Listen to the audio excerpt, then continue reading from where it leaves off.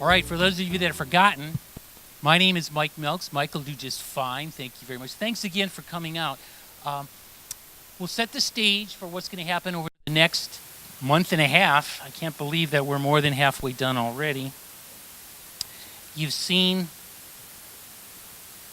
the first page that we pretty much finished. So we're moving on to page 2.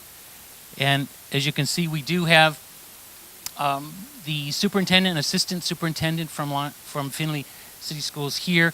And I've forgotten all the others, but I'll let Mr. Kurt introduce them at the appropriate time. I can't believe I've lost this so soon. So here's what we've got going tonight. Before we get to this, however, you understand what's going to happen. We've got our pre-quiz, and then they're going to talk about quite a few different elements that drug abuse, especially opiate concerns, have been integrated into the curriculum following a new state requirement. And so we want to hear just a little bit about how the schools are doing at meeting those expectations. You remember how this works, the pre-quiz, pre-survey quiz. We'll see what you remember from one question's a freebie. You could talk if you want. This is from last week, but it kind of dovetails in pretty well. The majority of heroin users first misused an opioid drug before they moved on to heroin. True or false? Majority of heroin users. Let's see what we're up to here. All right, 19. That looks about right. So let's see how we did. Okay, so the answer actually is true that the typical, and it's like 80 or 90% go through prescription opioids or opiates prior to using the heroin. So that becomes an important piece to remember, especially for today's presentation as well. So now these are for keeps. Low socioeconomic students are more apt to have usage and addiction to prescription drugs. True or false? All right, when we get up to, we gained one, 20. Let's see what people are thinking right now. All right, so there's a little bit of discussion that's in order. Okay. During 13-14, 14-15, how many incidents occurred at Findlay High School regarding narcotics, illegal or legal? How many instances of narcotic drugs?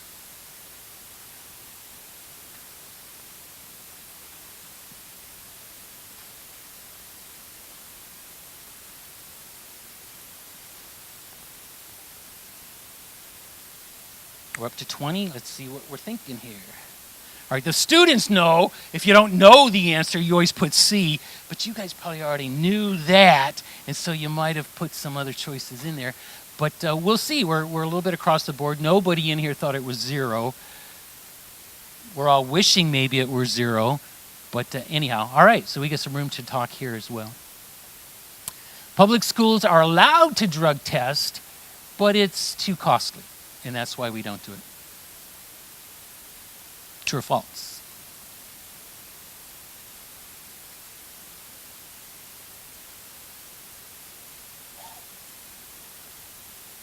$21, we're gaining. Nice. All right, most of us thought that was false. There must be some other reason then. I'm sure we'll chat about that. All right, let's see how we do on this next one. Schools begin to teach about these drug and alcohol curricular issues in which grade? Or maybe they don't.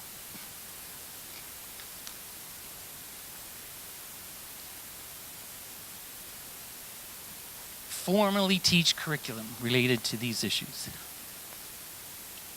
21, thank you very much. All right, we got quite a spread there as well. I think some people probably have some learning in store for tonight as well. All right, last question here. How many students in a class of 30 will have experienced 3 or more traumas in their life? 3 or more significant emotional, physical issues that we would categorize as traumas. How many in a class of 30 do you suppose?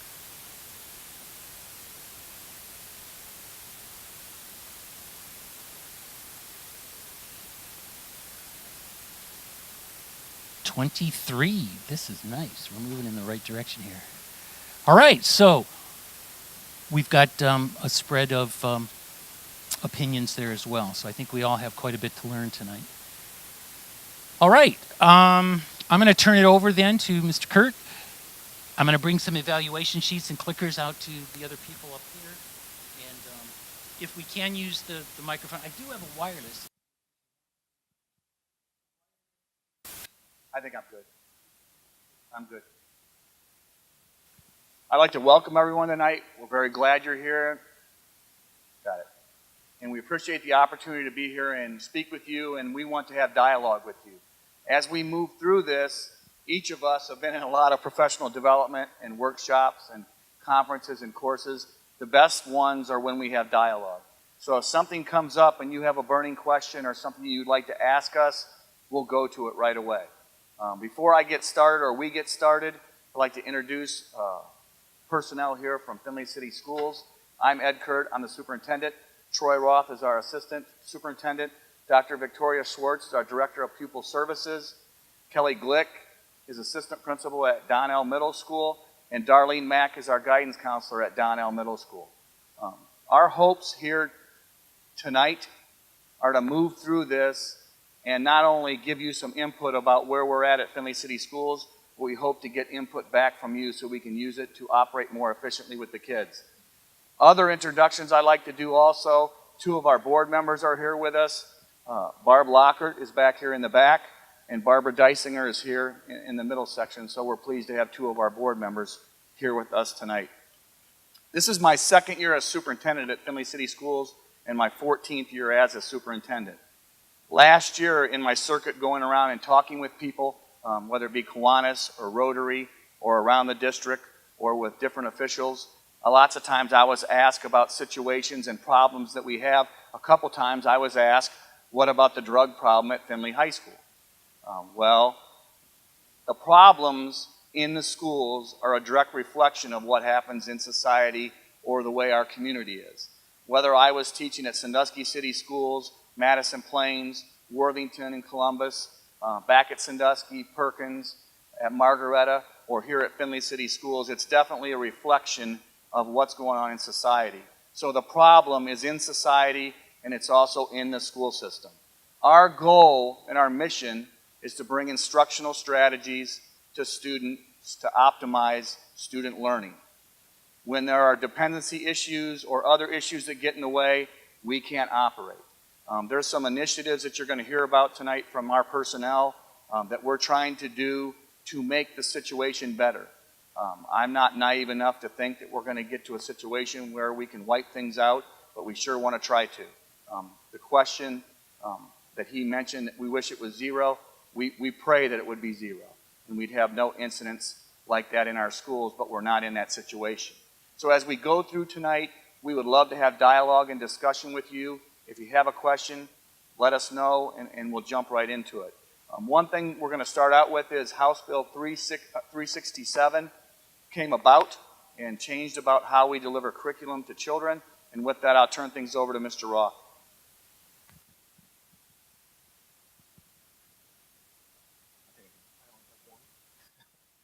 Like Mr. Kurt said, my name is Troy Roth. I'm the Assistant Superintendent of Findlay City Schools. I am the newest member of this group, so they either didn't trust me enough or felt sorry for me that they only gave me 1 slide. But for whatever reason they did that, I appreciate it. You may be wondering, what role do schools play in opiate education or in addiction, and how that all came about is through House Bill 367. House Bill 367, the bill actually states health education, which shall include instruction in the following: prescription opioid abuse prevention, with an emphasis on the prescription drug epidemic and connection between prescription opioid abuse and addiction to other drugs such as heroin.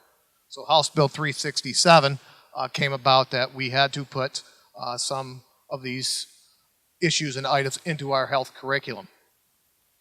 The second part of that, it required the governor's cabinet on opiate action team to develop recommendations for instruction in prescription opioid abuse prevention and submit the recommendations to the department no later than July 1st, 2015. And those are on the ODE website, and we'll talk a little bit about those here in a minute, what those look like and what those recommendations actually are. ODE's interpretation of House Bill 367, they believe that these health education classes need to be taught by a certified health professional. Some people will bring in guest speakers such as an SRO, a policeman, someone of that nature to talk about these issues. That really doesn't cover the health education curriculum that is required, that they want covered.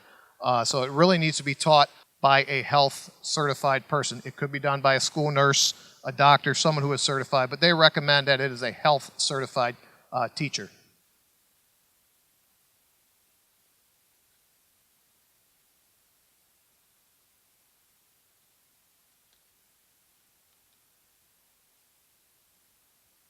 So like I stated, these are on the website, and these are recommendations. They're not mandates that say in first grade, second grade, you teach this. In the high school, this is what you must teach. These are just recommendations. What ODE did is they broke up the grade levels into grade bands. There's bands of K through 3, bands of 4 through 5, bands of 6th through 8th grade, and high school band 9 through 12. And they broke it down in the appropriateness of, can you teach a kindergartner about opioid abuse? Probably not. So I'm just going to read you some of the recommendations that they give for K through 2. And then I'll read what they give for 6 through 8. You can see the difference, that it's age appropriate. For kindergarten, in grades K through 3, instruction should include the difference among foods, poisons, medicines, and drugs, personal responsibility for one's actions, and rules regarding who provides, distributes, accesses, and monitors medication in the home and community. So not really, heavy hitting drug abuse, opioid addiction, just giving them a basics of, what they may be seeing down the road. But very, I don't want to say vanilla, but very age appropriate. But when you get into 6th through 8th grade band, it reads, in 6th to 8th grade, instruction should include the definitions of addiction, abuse and misuse, how family, peer, media, and community influence substance abuse. So you can see how it progresses with grade appropriateness in the grade levels. So we have in our curriculum and throughout our elementaries, middle schools, and high schools, some of these things already in place.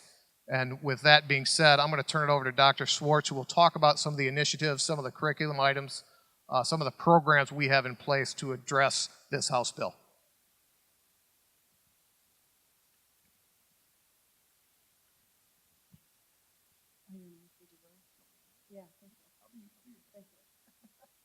All right, at the high school level, there is a 3-week unit, and it's towards the end of the semester. For the health curriculum, it's taught at 10th grade. The 3-week unit covers tobacco, alcohol, and drugs, and it's designed to help students explore topics on the effects of family, peer, media, cultural influences on healthy and unhealthy choices. Students get strategies designed to prevent, manage, and resolve personal conflicts. A thorough examination of health risks associated with the use of tobacco, alcohol, and both prescription and illegal drugs. Techniques to help students avoid pressures for using these things. And finally, teaching students to advocate for personal, family, and community health. So some of the programs that we have at the high school, the first one I want to talk about is our chemical health testing policy. Beginning in 1995, the U.S. Supreme Court upheld suspicionless testing of all student athletes. And then in 2002, the U.S. Supreme Court upheld school district's right for drug testing students who participate in extracurricular activities as well. So this ruling permits public school districts to employ drug testing to middle and high school age students participating in athletic activities, extracurriculars, and non-academic extracurriculars. So what makes something a non-academic extracurricular? Well, for example, students who are in marching band at the high school, part of their grade is actually their performance on the field. They get participation grade for that. So you cannot drug test students who are in marching band. We the People. Students who are in our We the People, which is part of our AP Government class, actually participate in competitions on their knowledge of the use of government. Those students cannot be drug tested. However, students who are in the chess club could be drug tested. The law also allows for students to be drug tested in activities that are considered privileges. But this is a bit of a gray area. So districts have drug tested students, for example, who wish to park on campus. That part of buying the parking permit is that they sign a waiver that allows them to be drug tested. But for other activities, you have to be careful that you would not be excluding a student from something that might affect their academic grades. So the ruling allowed for non-punitive types of discipline, such as suspension from athletic and extracurricular participation and the revocation of parking permits.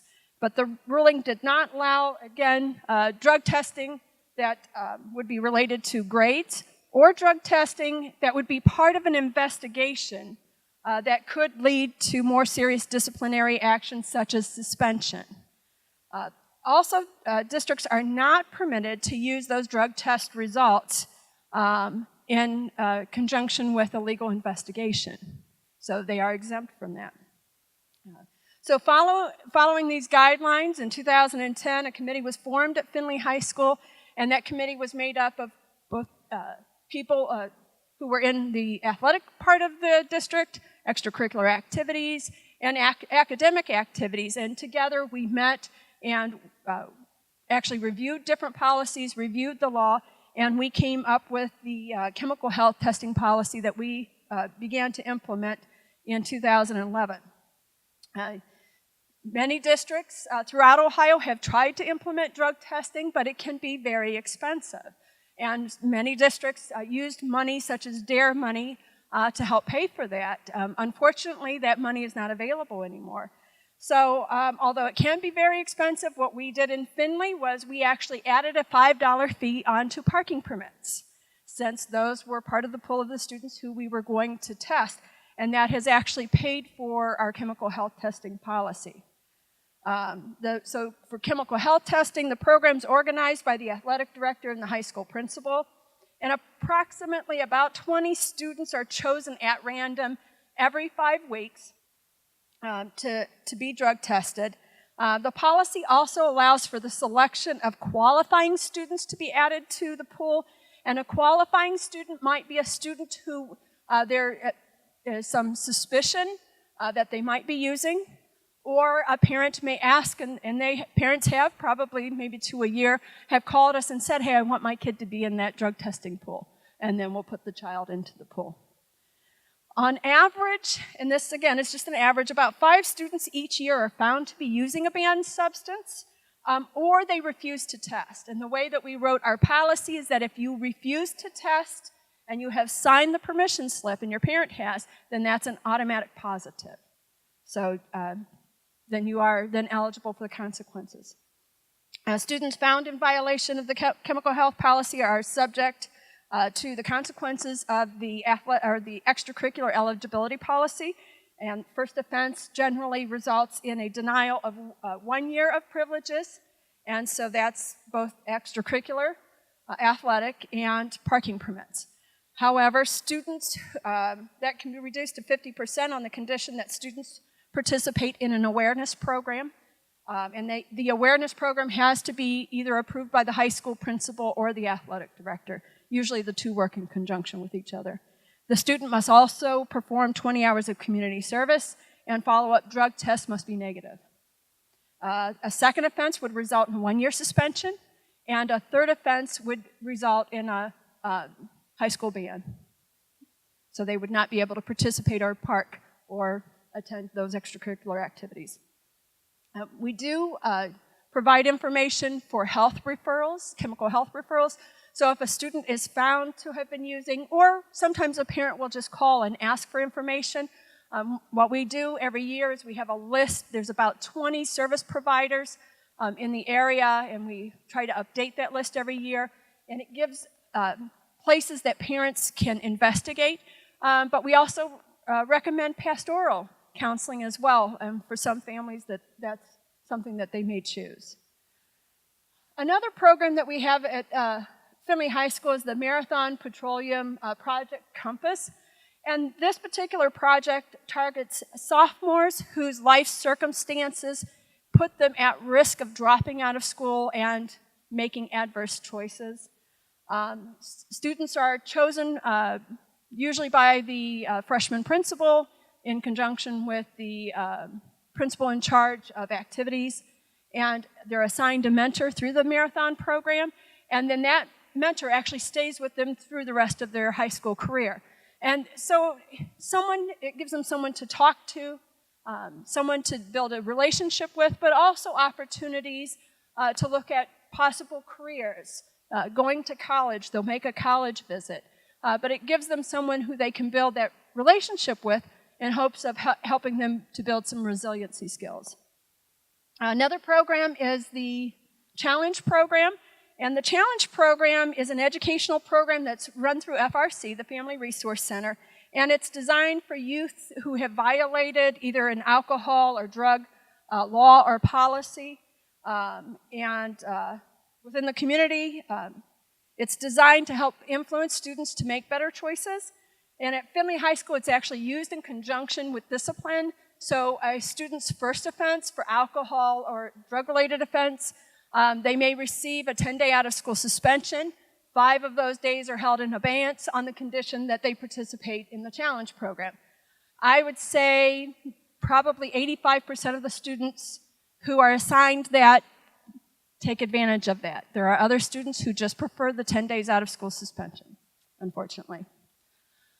I Am Enough was new to Findlay High School last year, and it's a county-wide student organization whose purpose is to encourage students not to use drugs. So they take sort of the other side to this. Instead of targeting students who are using drugs, they're targeting students who are not using drugs and helping them to build resiliency skills so that they don't begin to use drugs. They're still trying to become more active. I'm only aware of one person at the high school who participates in this and is on the committee that's trying to organize this within the county. Findlay High School does make referrals to law enforcement, and this is usually as a part of discipline. So if a student is found to be in possession of drugs, selling drugs, using drugs, but not as part of the chemical health testing policy, but as part of daily discipline within the school. So if we suspect that somebody has this or is using this, then we do make a referral to law enforcement. However, if we were doing chemical health testing and a student tests positive, we would not be making a referral to law enforcement. We're not allowed to. Findlay High School does do drug dog searches. Usually, we are able to schedule 1 a year. Our goal is usually 2 to 3, but either it becomes too windy on the day or something happens within the county on that day and we're not able to get the dogs in. But usually we can get 1 done a year. They're not extremely effective. The dogs can either search the cars, the parking lot, or they can search the building. We're just never able to get enough dogs that can effectively do both. You cannot search students with drug dogs. You can't take drug dogs into a classroom where students are sitting. And unfortunately, if we have a dog that hits on a classroom, we might take all the students out in the hallway and check the classroom, but if the drug was on the child, the drug's probably still on the child. So that is a difficult way to identify whether or not a child has drugs.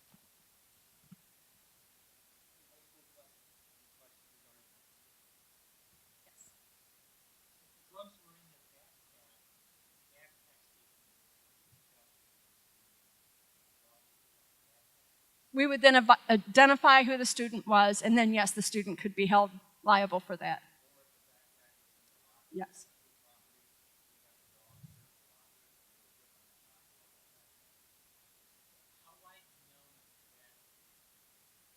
With students, I would say students are aware that we're not going to take the drug dogs near them. I mean, they're used to this. And, you know, there have been times where we suspected that a particular child might have something on the day that the dogs are there, so we might make an extra sweep through where their locker is, at their car, check their book bag.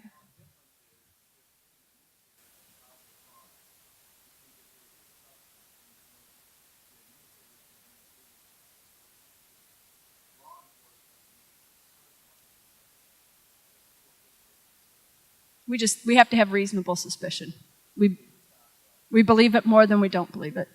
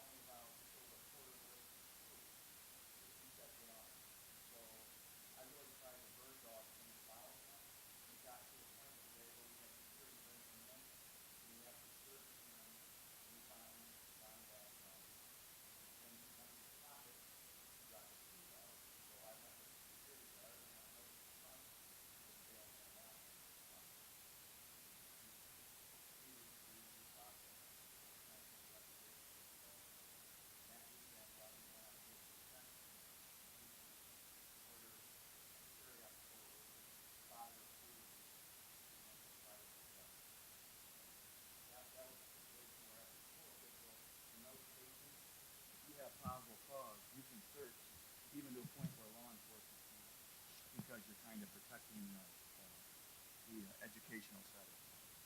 That's an extreme case, but we can search if we have probable cause in the school. Yes, sir. Okay, I'm from the old school. Now, the prosecutor and the government can identify people in the area. It has to do with right to an education.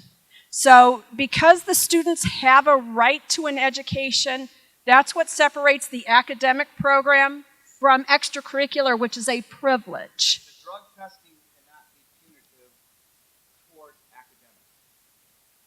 So you can't suspend them and remove them from the academic setting due to the drug testing. However, you can do discipline in the extracurricular activity that they're involved in. Do you feel that the government has stepped in too much in this environment and kind of tied your hands in what you do? Well, now we're heading into an area of rights of an individual and rights to an education. And our hands are tied. But I think in the other situation, like the example I gave you, administrators get to situations and can identify situations and do get the problem taken care of that way. The drug testing is just kind of that handcuffs us, that we can't use it for every student. And it's because, you know, the right to an education. So that does that handcuffs us a little bit, but through the information in the schools, we can do discipline in that way. We can get to the situation. The drug testing is just not afforded to us to use it that way. And it goes to whether or not a government organization, which is what a school is, has the right to force all children to that kind of a search, because that's what it is. Since an education is a right of all students, that's where it becomes an issue. You cannot force all students to drug test because education is a right. However, you can force students who want to participate in extracurricular activities, in athletics, into participating with the drug test, the search, because that's what it is. It's a search of their fluids, because that activity is a privilege.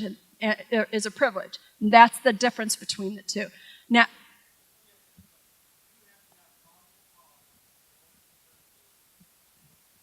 reasonable suspicion. I have to believe it more than I don't. It's a 51-49 rule. I just have to believe it more than I don't. As an educator, it's even more so than law. And to protect the rights of everybody in the school setting, we talk about administrators about being pretty proactive in those situations.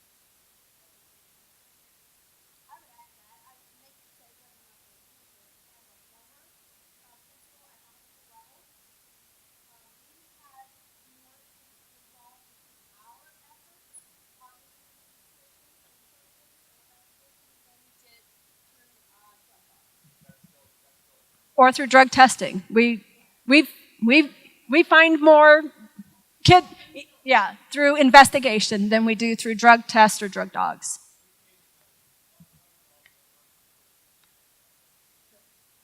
And the problem is the legal issue of us not being able to search the actual students. And the other thing you got to understand, size of any high school is 1,500 students. The fatigue on a drug dog in an environment that they're not used to until they're trained to do those things, they get fatigued so soon in those stressful situations. It's not really fair to the dog. Really, it's tough. To be honest, it's tough. Troy and I were at Margaret Elementary School. We could do Margaret Elementary School at 6 through 12 with about 5 drug dogs.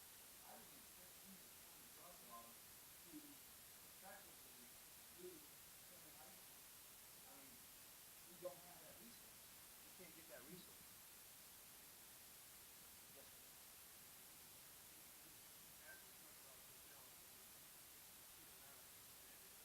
Yes, and like Dr. Schwartz said, right now we probably do about 1.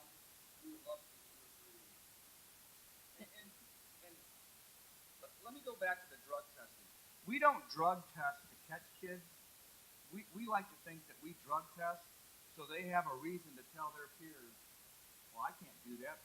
Findlay drug test. I can't use that. I can't do that. And if we're a reason for them not to start, it's worth every penny or every effort of doing it. And so, we're not trying to, punish. We're trying to make sure it doesn't occur, or if we can be proactive and be out ahead of it, we really want to do that. And if we could do it more, we would do it more. And we'll look to do it more.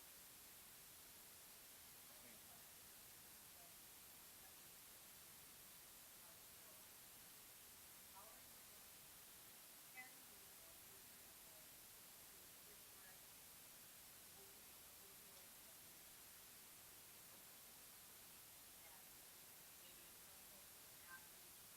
ma'am.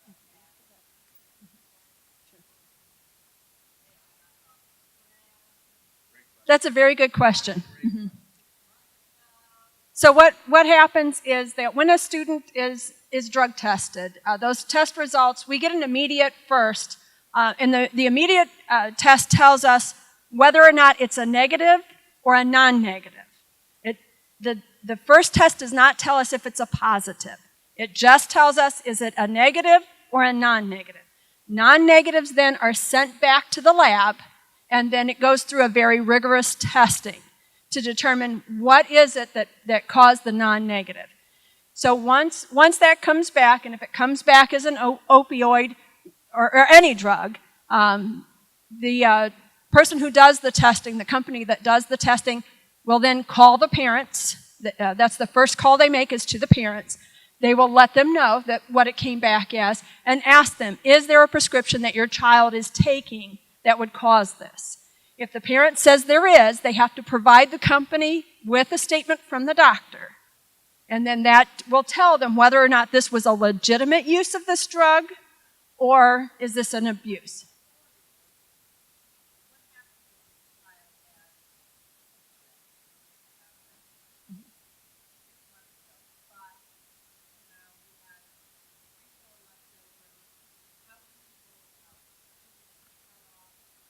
That's unless the doctor the prescription is written as such that he needs to take it for that long, and the doctor will let us know. But unless it's written for that long, it's an abuse of the drug.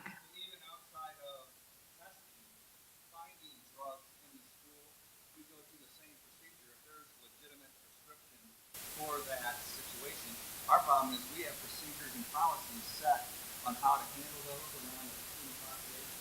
And if we're not following those procedures, that's a problem. So, and the kids know, and they'll ask us, and we'll tell them how to handle that situation. Yes.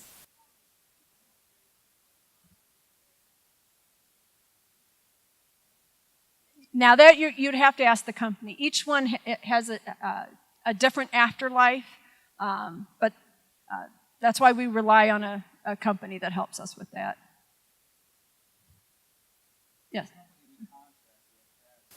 So if it goes back to the lab and it ends up testing for that drug, they know the link that it will show up in your system and then it all goes back. Their pharmacy knows all those things. And then they'll work through the prescription to the doctor. And children often believe that if they're using alcohol on Friday, Saturday, Sunday, we're not going to be able to test it on Monday. And we actually have had that come back as positive before. So they will do things also. They will try to dilute their urine by drinking a lot. That's easy to actually tell with the test. We have had students who have brought in somebody else's urine. Again, when the urine test is taken, we're not involved. We are supervising the children during the time. But they take a temperature of the urine right away. They put a dye in the toilet before they take the test. So we can, to some certainty, and not 100%, but to some certainty, we can tell if they've tampered with their sample. Yes, sir.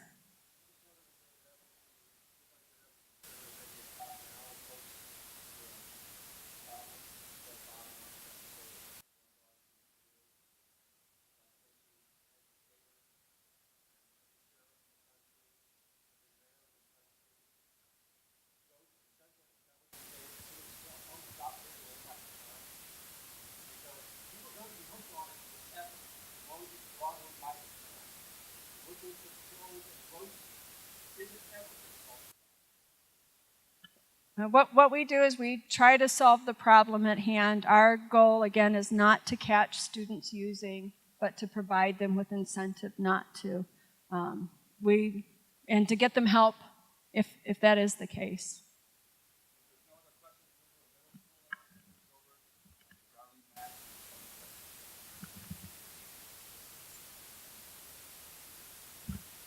Hi. We're going to talk about middle school.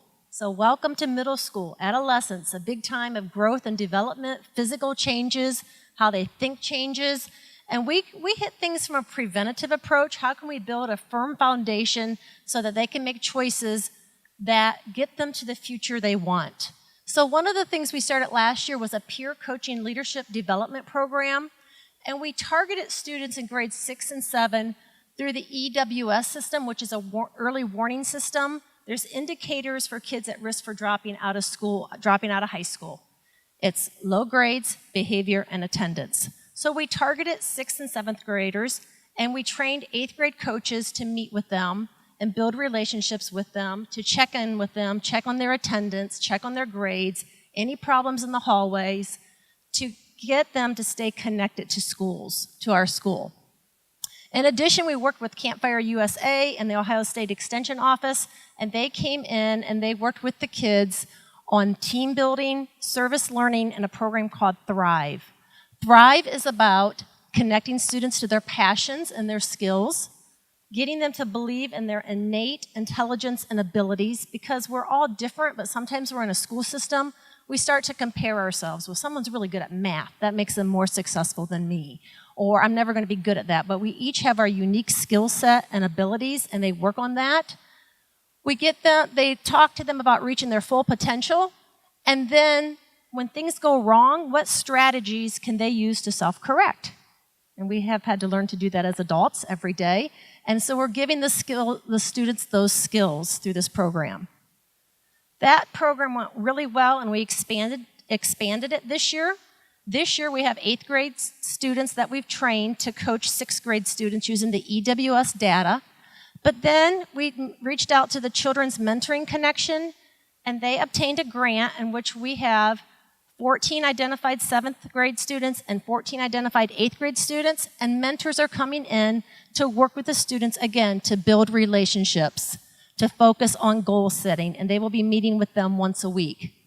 In addition, we're working again with Campfire USA at the Ohio State Extension Agency and Cooper Tire and other businesses, and we will do the Thrive program again. The students will be visiting businesses to get that connection to future work and what they can contribute to society and how they can develop themselves.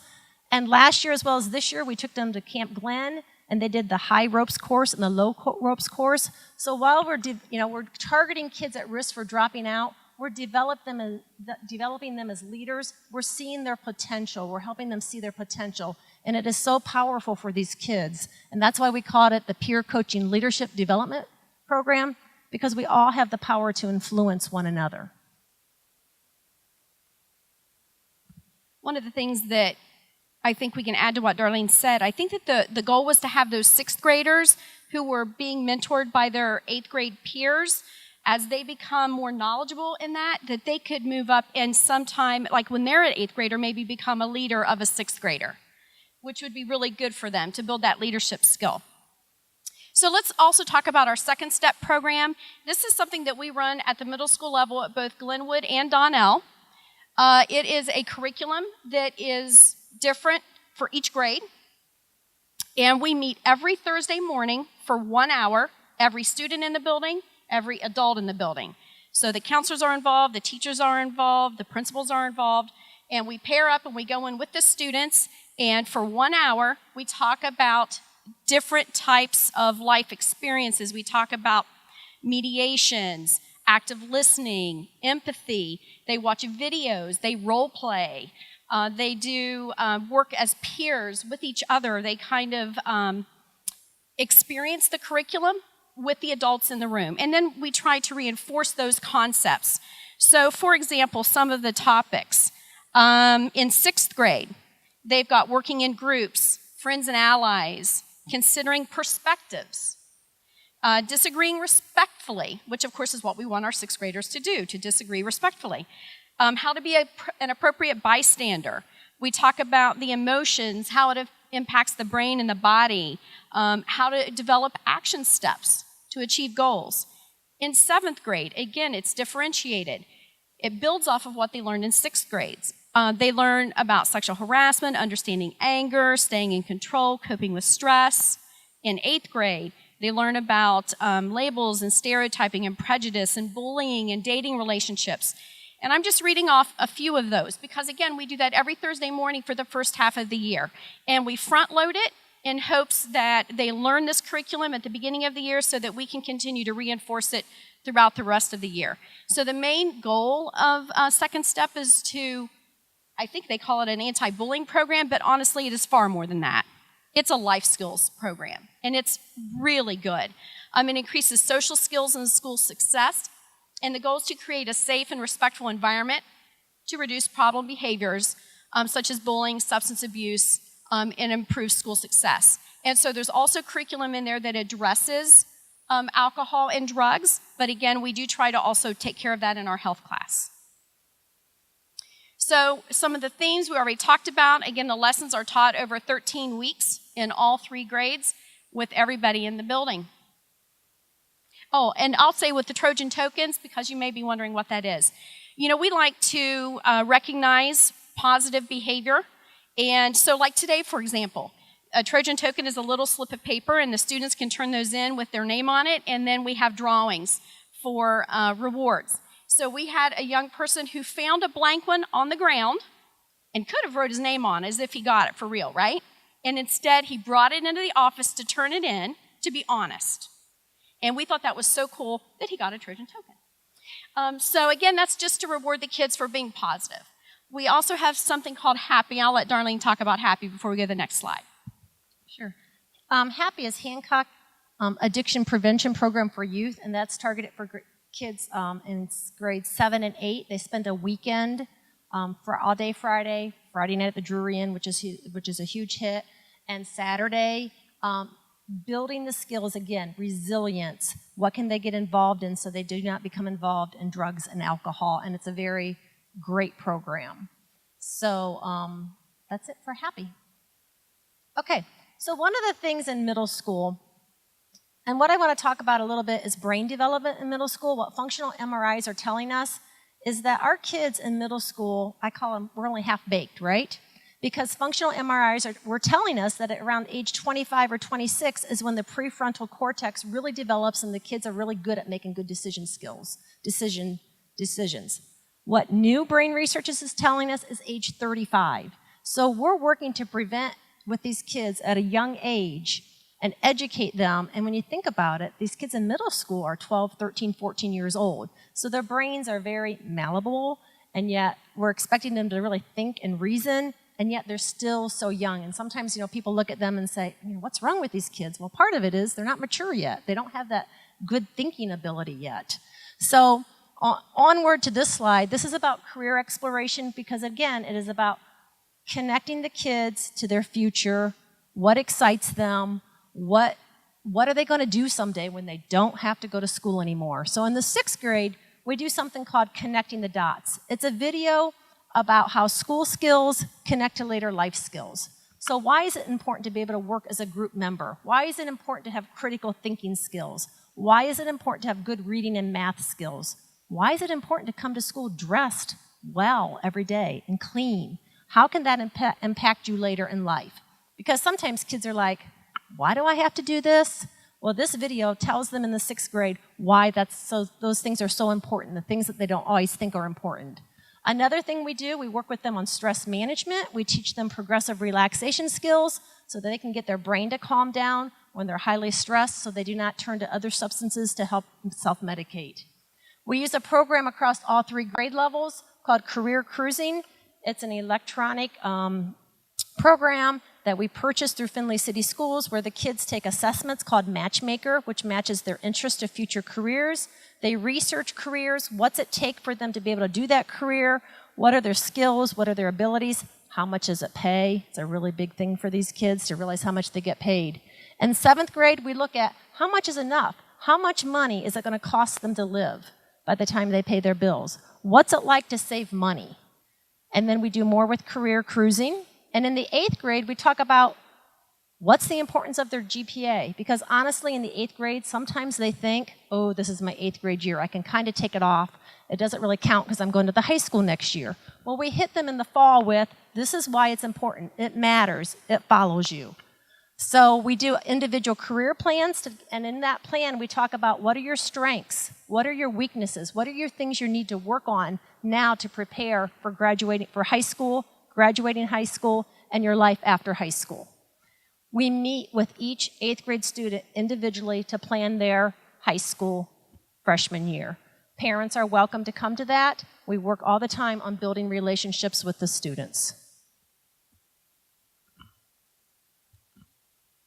So Dr. Swartz talked a lot about, what is the high school health curriculum like? Well, this kind of describes middle school health curriculum. Every 6th grader does take health. 7th grade, we have a curriculum, but due to some of the extra courses that we've embedded into the day, they actually don't take it at this current time in 7th, but then again in 8th. Students who take Spanish cannot fit health into their schedule. So 6th grade is a very important year for health curriculum. And so we did look at the curriculum. We wanted everyone to kind of know that we do talk about some of the preventative things like having healthy relationships, which again can help prevent someone from maybe using drugs. But they also talk about alcohol, drug facts, and personal safety. So you can see as it progresses, they are learning quite a bit about not only how to take care of yourself and how to have good relationships and make good choices, but again, how do those drugs impact you if you are using?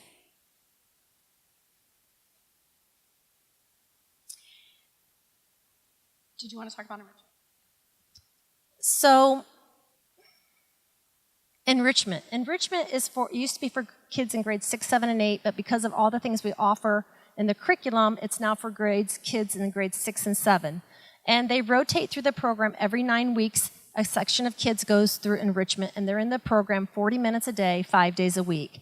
And it's really about character education. We talk about the Findlay City Schools virtues of self-discipline, courage, respect, integrity, and the other ones.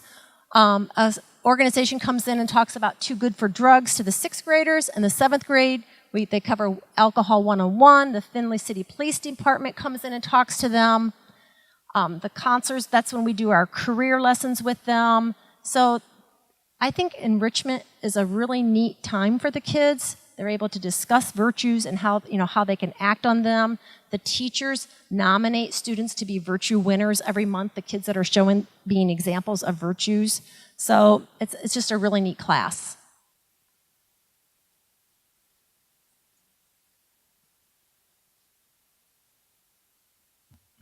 One thing I'll tell you before I turn it over to Dr. Schwartz again is, I had mentioned this is my 27th year in public education. I've been in some different school districts, and one thing last year being my first year at Findlay City Schools, I was blown away by the number of support programs, mentoring, connection to the community that we have embedded in our school system. And it goes back to my speak at Rotary or my speech at Kiwanis. You can find drugs in our school, but there's a lot of ways you can find really positive avenues to stay away from that choice in your life. And the other thing that we're trying to do, I hope you've heard here tonight, is we're putting as many positive programs aligned to our strategic planning of our district around the kids to support them making positive choices. And we're going to continue to do that. And with that, I'll turn things over to Dr. Schwartz to speak a little bit about elementary. Right, but don't go too far because you're going to help me with Leader and me. So we talked a little bit about high school. You know, one of the things that I failed to mention in regards to high school is, I know people are wondering, so how many drug offenses are there at the high school? I know that the public often has a perception when they drive down Broad Avenue that there's, Findlay High School has a bunch of drug addicts or people selling dope out on the corner. Well, interesting thing, Mr. Kurt had brought up, one of the very first things he realized when he became superintendent here is, let's say there may be 30 kids who are on the corner there across from the school. About 27 out of that 30 are not Findlay High School students. And I think that's important here to say. Those are students who are either attending online schools, they are students who have graduated, or students who have aged out of school, or maybe they're going to FDA, but very few students who are on that corner that we often get so many phone calls about are Findlay High School students. And as a matter of fact, when we look at a 2-year period from August 2013 through May 2015, there were 30 discipline referrals that were related to either legal or illegal drug possession or use. And I can tell you from my own experience of having been the high school principal, I can tell you that the majority of those students who were caught with drugs, either possession, using, or selling, were not the kids that you would find out on the corner, but they are kids who come from middle and upper class families. Students who have, children who have found drugs in grandma's medicine cabinet, or who have drugs that were a prescription from long ago, or who may be taking Adderall or Ritalin and are selling it. So the perception that it's the kids out on the corner who are causing the problems at Findlay High School can't be further from the truth. So with that, let me talk about Just Say No. Just Say No, yes, sir. Sure. Well, I can tell you that what research tells us right now, because previous research had indicated that it was students who were from low economic households who were getting access to drugs. What the research now shows us is there's two things going on. Number one is that students who are in upper and middle class incomes actually have more disposable income. Number two, that's school administrators, teachers, and parents in schools that have a higher economic income are less likely to suspect those students. So if you look in a school like Findlay High School, I think Findlay City School District, our poverty rate is 41.7. What the research tells us is that administrators and teachers are less likely to suspect the good kids. So just a little food for thought. Anyhow, the Just Say No program is a program that's carryover from the days of the DARE program. And it's a drug resistance program that's used at elementary schools. And it's geared, again, more towards getting kids to commit to resist to the use of drugs. And I think it follows similarly to the I Am Enough kind of program. So not so much maybe as a deterrent for those kids who are already using drugs or in those situations, but to help students to continue to resist to use drugs. One thing that's excited, I talked about collaborations. We do a lot with workforce development. We've done a lot with the community strategic planning for the growth of the community. And one thing, we have 8 elementary schools. We have 6,000 kids, just under 6,000 kids in Findlay City Schools. And then we have the Career Center that services 15 districts around Hancock County and even outside of Hancock County. So we're really excited to be connected to workforce development. Currently, Jefferson Primary School, Chamberlain Hill Intermediate School, and just this year, Jacobs Primary School went to a Leader in Me school. That's a concept and a program that goes back to the 7 Habits of Highly Effective People, and I think it's Stephen Covey is behind that research. We have an initiative to really press and to get support to get all 8 of our elementary schools with that concept. The other thing that we do have in the district that we're looking at is, whether it be PBIS or our other programs in the district, they're extremely similar to these concepts, and we want to make sure we align our arrows so as students come up through our program, they have that support and this kind of dialogue and this kind of language to have support and make good choices. I'm just going to go through them real quick. And I'll tell you, if you want to have a good day, go down to Jefferson and watch them do their opening ceremony of the day, because the kids run the ceremony. It is so impressive, and the kids are into it, and I don't know how you could have a bad day down there once they start the day out that way. So it's pretty impressive. The number 1 habit is to be proactive, and basically it's about personal responsibility.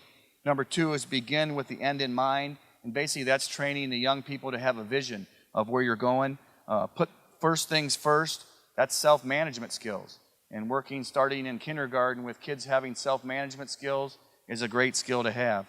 My wife thinks I need to keep working on that. So, think win-win, and basically it's not win at all cost.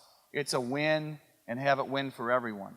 And teaching our kids to do that and have a team attitude is a great skill for them to have. Seek first to understand, then to be understood, and that's basically empathy and communication with others. And synergize is another one. Creative cooperation. And the last one is sharpen the saw. And basically that's daily self-renewal and keeping yourself performing at a high level. These programs in the 3 of the 8 elementary schools we have right now are going strong. We're looking to push that to the other 5 elementary schools. They already have current programs, so what we're going to do is try to coordinate what we're already doing and then implement these concepts together so that we can move forward. I'm going to reiterate again, I'm so thankful that you're here tonight. I'm so glad we can do this. I'm going to apologize to you right now because we have 4 of our educators that are at the Golden Apple ceremony at the Weinbrenner, and I have to go over there, but I'm going to leave you in good hands with 4 very competent people, and Dr. Swartz will run the show as we wrap up and take the post quiz. But thank you very much for being here, and I'm going to head over to the Golden Apple. All right, so the last thing that we have underneath the elementary school program is PBIS. And Mrs. Glick and Mrs. Mack talked about this earlier, but again, positive behavior and support is to encourage students to make positive choices instead of looking at it from the perspective of disciplining them for making bad choices. And research has shown that the more that you follow this kind of philosophy, the more likely you are to see students making those more positive choices. Next, we're going to go back to Mrs. Glick and Mrs. Mack, and they're going to talk about a new initiative in the district called TIC.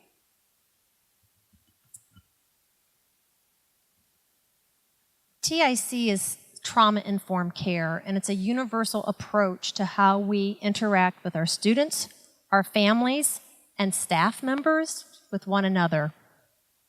TIC is grounded firmly in research. It came about from a 1990s study that studied adverse childhood experiences, and it connected them to later outcomes in people's lives, their health and well-being outcomes. So let's talk about what an ACEs score is, or an adverse childhood experience. Adverse childhood experiences can be things like abuse, sexual, emotional, physical, neglect, violence between parents or caregivers, household dysfunction such as alcohol and substance abuse, peer, community, collective violence, things like divorce. And what the study told us was that prolonged periods of stress in a child's life can have long-term consequences for their health and well-being. It can disrupt early brain development. It can impact their nervous and immune system development. And because of the behaviors that can come from that, some people who have faced ACEs and high levels of stress can lead to serious problems, such as alcoholism, depression, eating disorders, unsafe sex, unintended pregnancies, HIV/AIDS, heart disease, cancer, and other chronic diseases. So this was a study in the 90s. In the fall of 2003, the Adamus Board in Hancock County had a survey, the Hancock County Health Assessment, in which they surveyed the population of Hancock County, and found that 44% of the adult population had an ACEs score of at least 1. They also found that 10% had ACEs scores of 4 or higher. So let's remember, the higher the ACEs score, the more people are at risk for medical, behavioral, or social problems. With that data, the Adamus Board brought people together in a Hancock learning community in which we were trained with people from the Findlay Police Department, the Juvenile Justice System, Job and Family Services, Blanchard Valley Hospital, and other organizations about trauma-informed care and how we can implement it in our organizations and agencies. Findlay City Schools was part of the people at the table, and from that, we did a survey of our principals and counselors and found that we needed to train all of our staff to be trauma-informed, to understand how trauma impacts the brain, to understand how trauma impacts behavior and learning. So, September 3rd and 4th this year, it was the first time we've ever done it that we're aware of, but all the classified staff were trained in trauma-informed care, which means our bus drivers, our custodians, our librarians, our food service, anybody who interacts with kids, and that was pretty exciting. And then the certified, our teachers, our principals, our counselors. So we have this foundation. So there's 7 domains to trauma-informed care. That was the one domain we chose to focus on, was a trauma-sensitive, educated, and responsive district and school staff. That is the foundation for us to implement the other 6 domains. One of the domains is when students are having learning and behavior problems, how do we look at trying to help them through a trauma-informed lens? How do we look at them instead of looking at them sometimes as what's wrong with you, to what's happened to you and how can we help you? How can we help you heal and grow through this? We're also looking at student and family and guardian involvement and the role they play in the schools with their students. We're looking at evidence-based and emerging best practices, such that Mr. Kurt is looking at buying exercise equipment for our classrooms so kids can get on the exercise equipment, get their brains refocused, get rid of their stress so they can learn. We're looking at creating safe, trusting, and healing environments. What would it look like if you came into one of our gathering areas And there's rocking chairs there instead of the hard institutional chairs. Would that be more welcoming to our students and our families? And as you saw throughout our PowerPoints, we do a lot of collaboration, but we will continue to do that. And then going back through this process over and over again, what can we do better? How can we improve this? What are we missing? So that's the process of TIC. Kelly's going to talk about outcomes and what our schools will look like more. So the goals of trauma-informed school is to provide a safe environment for students so that they can thrive. And so it's not only a physically safe environment, it's a psychologically safe environment. And the key to that is really developing positive relationships so that when the student gets on the bus in the morning, they're immediately greeted by a bus driver who is acting in a trauma-informed manner. When they come into the school building and they go in and they greet the secretary to turn in an absence note, they're greeted in a trauma-informed manner, meaning that we are creating an environment where not only do they feel that they're physically safe, because we've done a lot of upgrades to our buildings to create that sense of physical safety with our entrances being secure, but then also that psychologically safe. We want to make transparent and trustworthy decisions. We want to have peer support. Collaboration, it's very important that we continue to collaborate with the agencies because if a student is having concerns at school, it's very likely that they need support outside of the school. So we need to collaborate with juvenile justice. We need to collaborate with the police department. We need to collaborate with the agencies, the mental health agencies. And then we really want to empower these students so that they can become resilient. We want to give them voice and choice. What that means is that we need to listen to what they have to say. If we ask them, what do you need? We need to be able to listen to their answer. We can't be afraid of what they're going to tell us. You know, we say a lot, we can't be a trauma-informed district if we're afraid of what they're going to say. If we're going to ask, we need to be willing to listen and then help. And the choice, students who are being traumatized often feel like they have no control in their lives. One of the things that we can do is give them choice and voice so that they can start to gain control. And that will help them build that resiliency. So it's really essential that we do this because there's a lot of research as to what the positive outcomes can be if we're a trauma-informed school district. And the national council that provided our 1 year's worth of training, as far as they're aware, we're the first school district in the country to provide this level of education for all of the employees. So there are some states like Washington, Wisconsin, California. There are a few states that are kind of ahead of the game. ODE is coming along, Ohio is. But in those states, they might train like the psychologists at the school or the counselors at the school.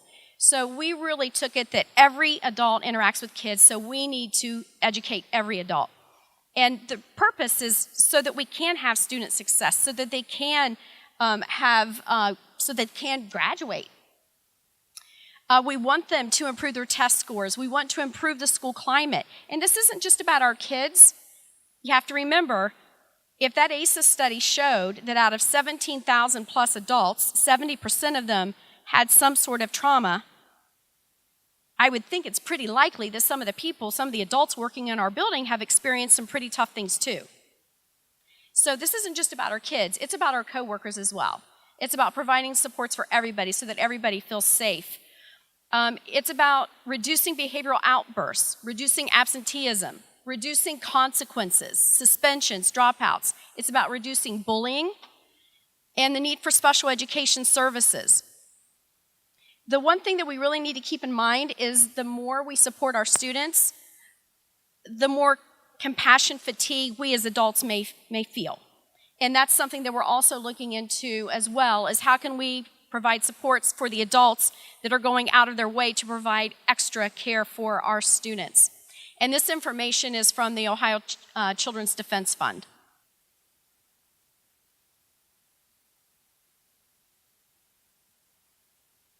So just as we're thinking about this, I'm just visualizing this net around these students, holding them up so that they make good life choices and hopefully keep them away from the drug and the alcohol addictions that they can possibly face. So we're going to turn it ready for the quiz results. Sure. Okay, so there was one question in the survey, and just to kind of give you like some hints before you take the post, so that maybe we can increase our scores. One of the questions had to do with the number of people in a classroom who have faced trauma. So there was a study done by the Washington Family First Council, and what they did is they looked at, in a typical classroom of 30 kids, how many of those kids will have experienced trauma. And it was really pretty interesting because, try to read the fine print on this. There were only 6 students out of 30 who had no traumas. 6 out of 30 was 0. 5 of them had 1, ACE, and again, Darlene already defined an ACE. 6 had 2, 3 had 3, 7 had 4 or 5. So I hope that you're kind of, in your head, kind of thinking about, wow, this is really adding up. Out of the 30, 24 of them had at least 1. That's a lot. 13 of them had 3 or more. And again, as the number of ACEs increase, the impact on their health as adults significantly increased. That ACEs study that Darlene talked about, they actually looked at, these were medical doctors, cancers, liver disease, heart disease, and they looked at that correlation between those health impairments and traumas as children. So it's a very, very interesting study. If you want to read more about that, you can look at the SAMHSA website. It's very fascinating, the results of that study. So hopefully that'll help you answer one of those questions.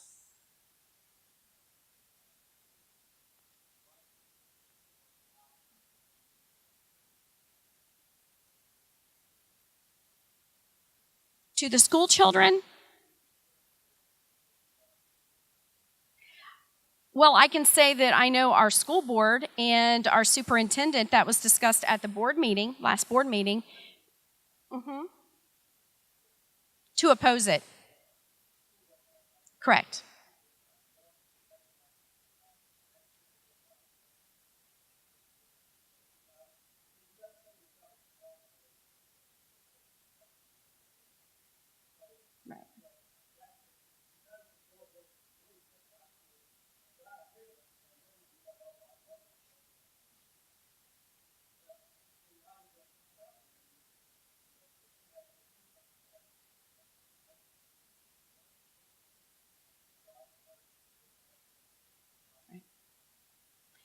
Right. I think I would want to ask a health teacher if that has been part of the discussion. So I don't want to say yes or no to that because I don't know. I know that we do a lot of current events as well, you know, and then they have their core curriculum that they need to teach. So I can't really say as to whether or not that came up. Plus, middle school is very different than high school.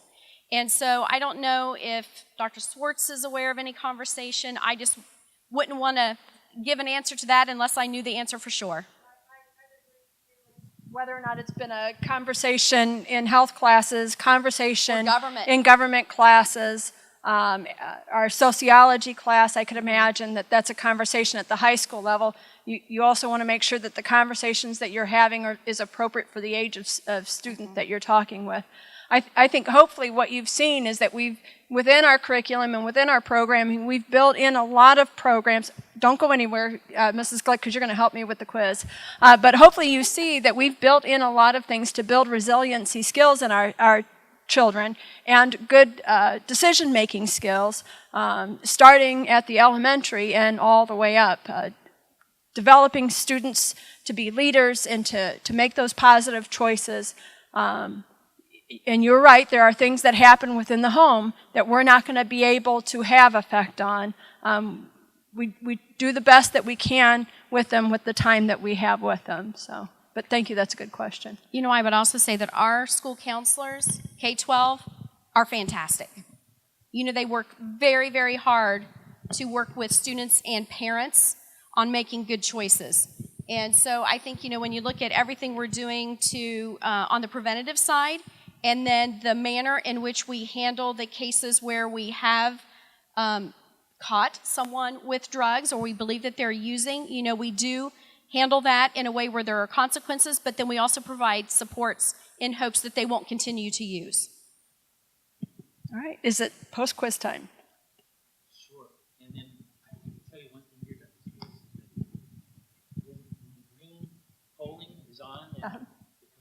listening for their things. Okay. And then as soon as you hit the button or the advance, it'll go ahead and, Awesome. and calibrate.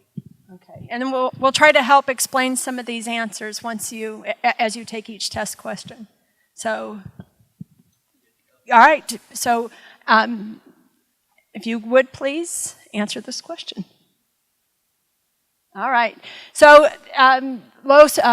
social economic students are not more apt to have usage in regards to using drugs. And some of the studies that we looked at, one study, again, that looked and found that the higher the socioeconomic status of students may be at greater risk because of disposable income, and a tendency of school administrators to be less likely in their efforts to search these students. Another study found, and this one I thought was interesting and actually caught me off guard, that said that there's an alarming rise in the number of prescription drug abuse by teens across all socioeconomic status. This was the Office of National Drug Control Policy, and the Agency for Health Care Research and Quality reported that higher parent education and higher household income was associated with higher odds of adolescent binge drinking, marijuana use, and early adult cocaine use. So that might be something, I know it was something that we were seeing as a pattern within our school district, but something that you don't often see in the papers. So the next question.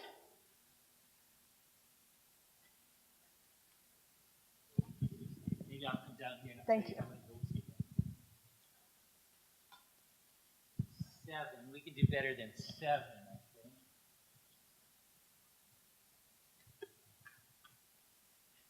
19, 20. Anyone else? Thank you, because Mr. Roth here is watching, and if I'm not doing my job, he may report that back to Mr. Kurt.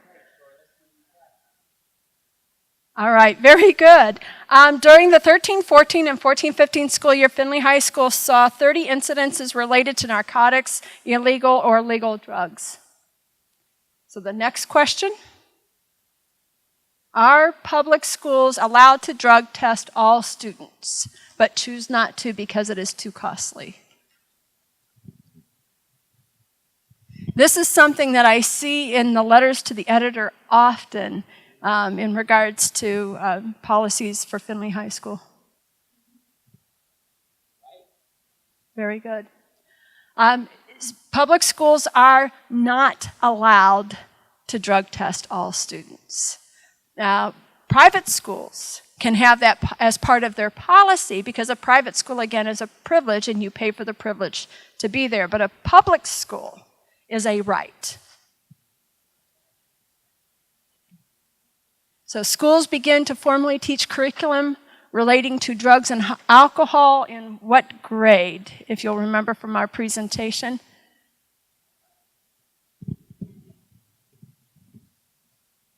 How are we doing there? 19, 20. Thank you. My boss just walked in, so he's got to see that you're participating or I might be in trouble. Mrs. Glick, you want to take this one? Yeah. We did not do a very good... The answer is B, 6th grade. I guess we had to figure this one out by process of elimination. The slide that we covered on elementary school programming did not include this health curriculum on it. So that's one where we talked about legal and green and PBIS and just say no. So although we have programs geared at that elementary level for teaching resiliency skills and for encouraging students not to use, it hasn't been part of the formal curriculum yet. How many students in a class of 30 will have experienced 3 or more traumas in their life? And Mrs. Glick tried to help you with this one.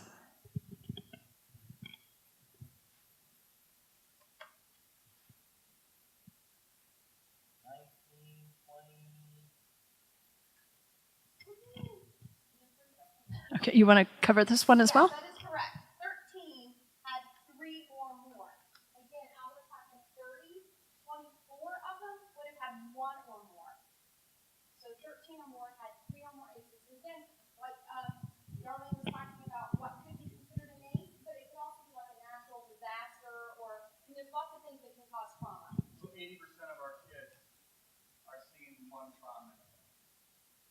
And it is so important that our staff has been trained on this, because imagine a youngster who last night, mom and dad got into a terrible fight. They're yelling all night long. Doors are slamming.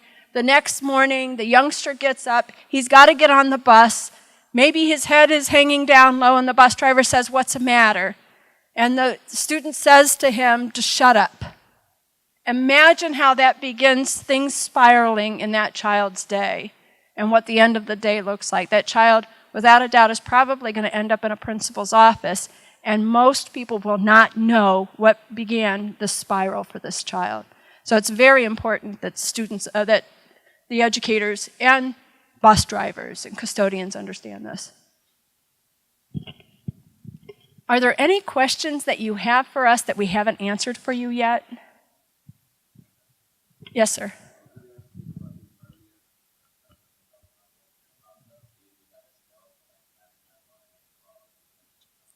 That's yours.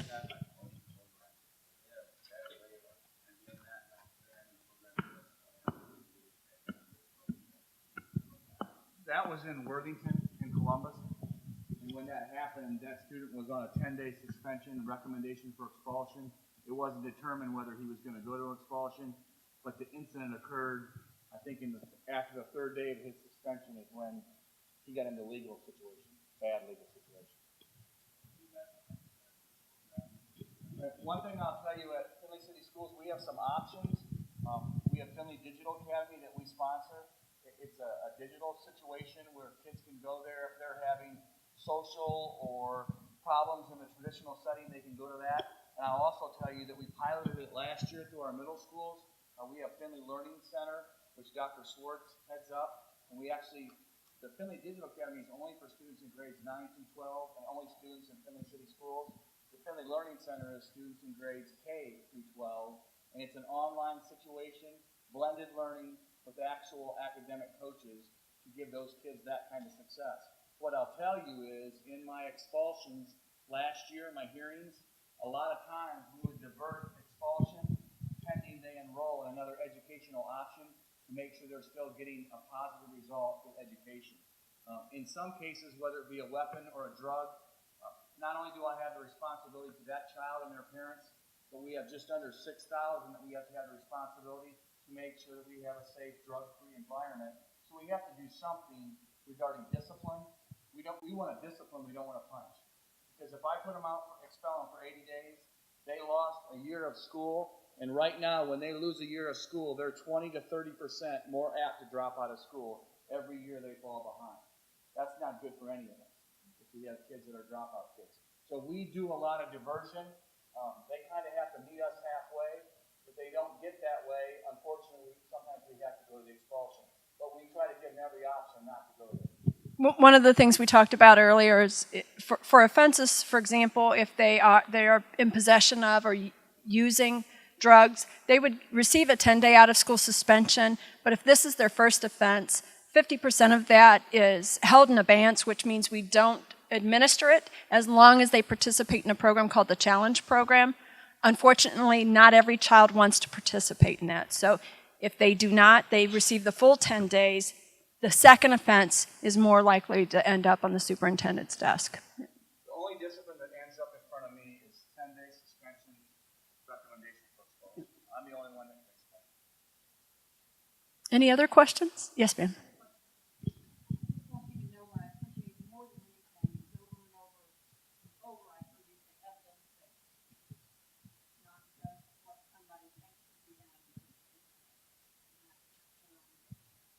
Well, thank you.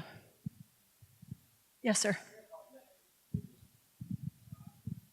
Somewhat distracted tonight, something I've learned over the last 24 hours. Just one of the wide analogy of what I was saying about failing to hold leadership accountable. Here's an example. I don't know if anybody's aware of the situation we have in St. Louis right now. I first learned about 5 years ago. Pretty much forgot about it because I hadn't seen anything and not looking up articles hasn't come up. It's back now. There are slow-burning landfill fires moving towards a World War II nuclear plant. When I first heard about it, it was 2 or 3 miles away. It's now within 1,000 feet. All they're doing now is talking about evacuation in St. Louis. They're talking about a catastrophic situation. You would think at some point over the last 5 years, maybe it would have dug a ditch, and maybe at least concrete or something, but that's not been done. So, I heard the other day it was 1,200 feet, now it's somewhere under 1,000. Well, without a doubt, each community is going to have their issues. Yeah, without a doubt, each community is going to have their issues. I think part of the approach that we're taking here is trying to work with the county on issues that are taking place with our students in the school and with experiences that they're having at home as well. But thank you for sharing that.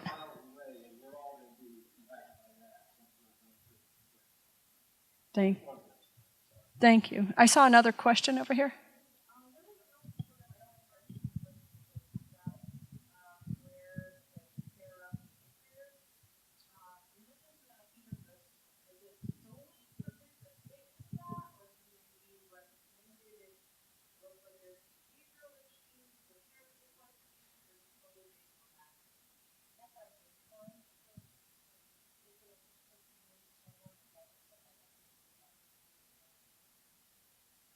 The other thing you need to be aware of, just so you know how we operate, inside our school system, even though we're a larger school district, we have teacher-based teams in every building that a lot of times are grade level meetings.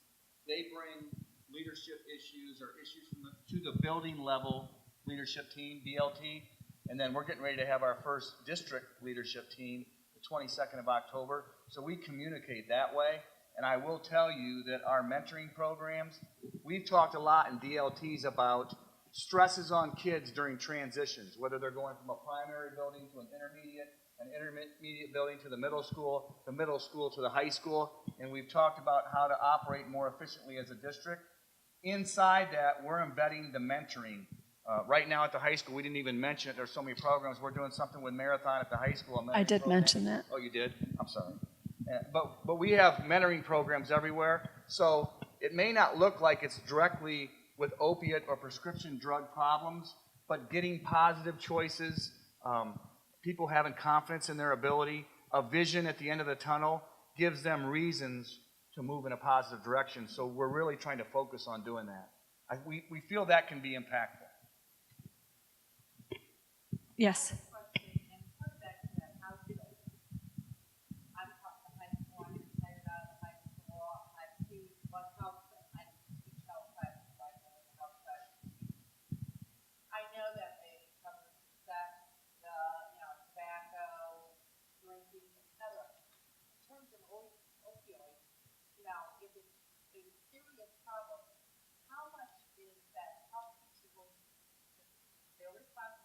Really know, considering what has been covered in the past, on day-to-day. And if you ask high school students and look at their response, they're like perfect, positive. All these things, they're legal drugs, they think nothing.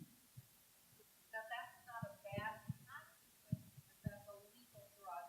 And if you ask them whether it's really covered in the past, well, yeah, marijuana is, and yeah, tobacco is. But nobody, and they say, oh, you shouldn't be taking somebody else's drug. They really never talk about the long-term horrible effects of what it is when you get addicted to those. Sure. Can I jump in Sure, 1 second? absolutely. And I know you're exactly right, because I had it said to me in those exhaustion hearings last year, it's my medication, I just gave it to my buddy, it doesn't bother me, I know it wouldn't bother him. Well, you don't know that other kid's body, and you don't know what else he's taken or what else is going on. So the attitude that you just said does exist. So it isn't. And that's what I'm saying is, I'm not sure the health class is really addressing the fact that those things really cause a horrible, horrible addiction. And you need to understand, this is not like, they're listening to marijuana and alcohol, and they watch their parents and their neighbors doing this. It really isn't doing anything better for yourself. And here's this drug that's a prescribed drug and it's legal. And in their head, yes, it's not anything that's going to ever really do anything awful, because their person has said, oh, alcohol is horrible, marijuana is horrible. We have a battle I'm going to let Mr. Roth take this. This Yeah, was a if you question he look at talked the about. recommendation that just came out in July for the grade bands 9 through 12, their heavy focus is on prescription medication and its abuses. So that is something that, right, and that is something the curriculum at the high school level should be geared towards. And like I said, that is a recommendation they're making, talking about family medical history, talking about review of addiction, proper handling of medication, ingestion by prescription only, and it gives examples. Right.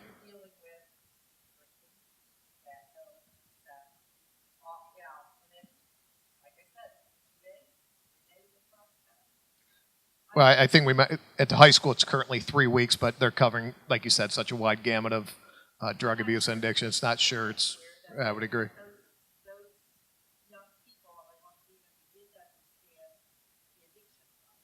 I think that's part of the reason why the House bill was passed, to make sure, because it's mandatory now to have that in the curriculum.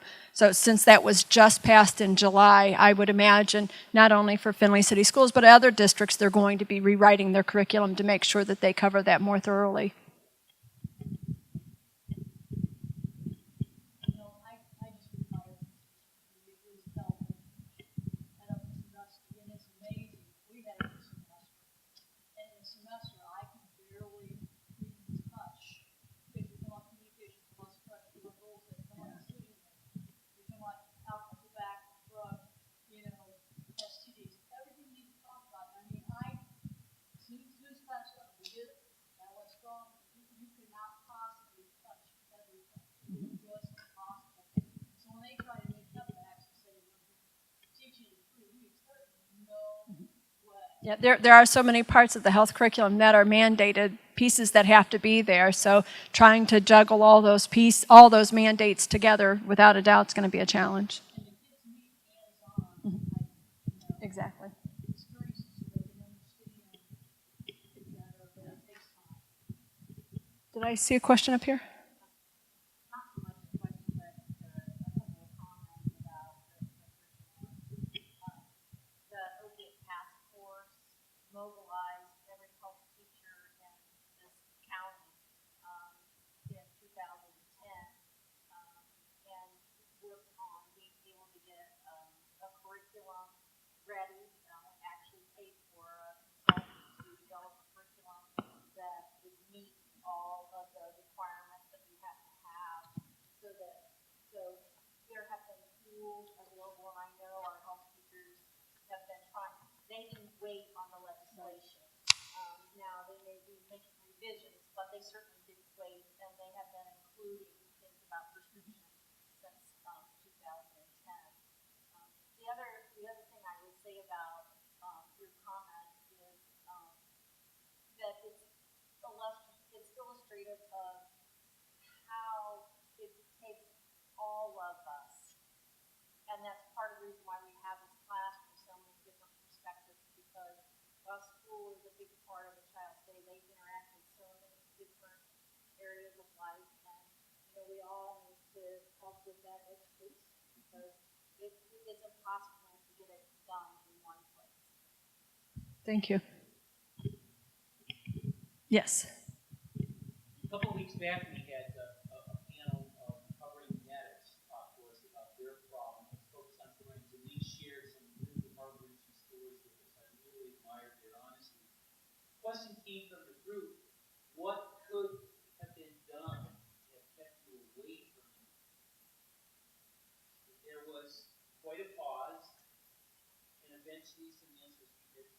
I just needed someone that I could talk to without fear of getting in trouble, tainting my relationships, getting expelled.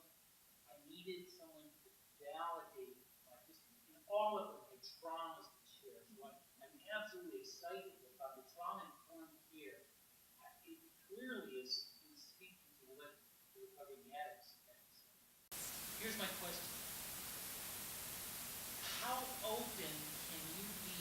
How much confidentiality can you preserve if any one student that comes to you with a horrific story, but they're not ready so that anyone else can?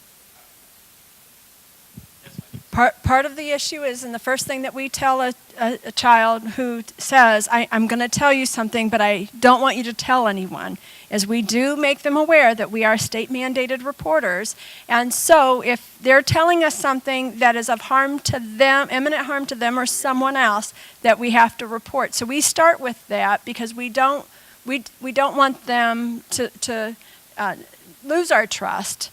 So we let them know to begin with. Now we will also, though, hook them up. There are phone numbers that they can call. If they tell me, and in the school where I'm at, the Findlay Learning Center, I say all of our children there have stories. I mean, they all have stories. I have two young ladies who are without their mothers because they are here somewhere in Findlay, but they are addicted to drugs, and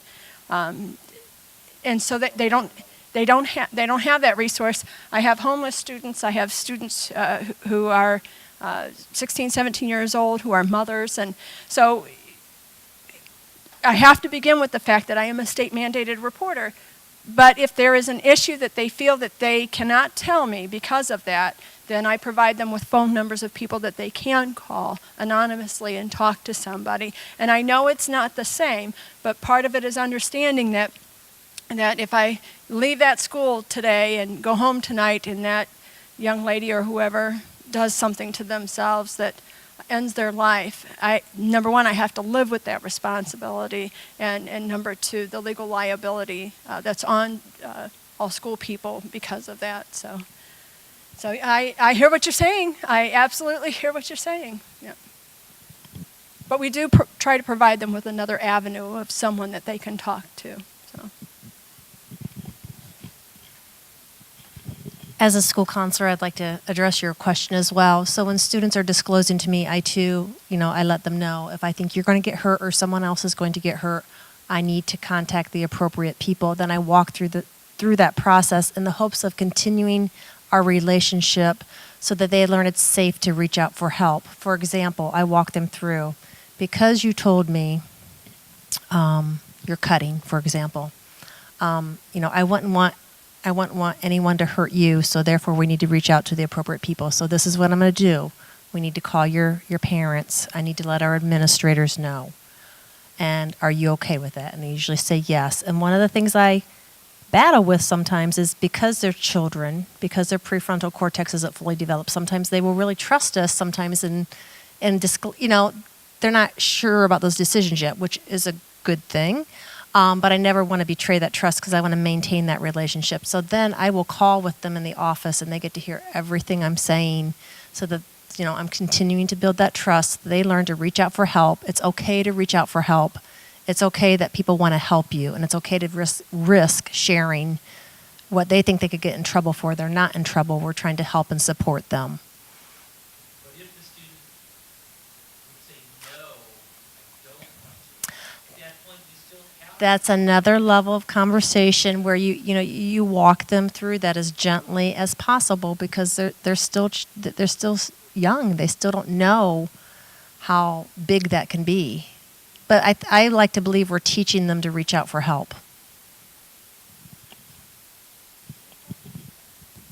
I would agree with that. Even though we do educate kids as to what confidentiality means and when we have to report and not report, I don't see it, for the most part, as a deterrent to the kids reaching out. I really don't. I'm surprised at how much effort we put into that, though. I mean, it takes a lot of relationship building to get them to trust and then to be comfortable that we're going to walk them through the process. And they do continue to come back. So I know that may hinder some kids, but by and large, I don't see that as being the bigger problem.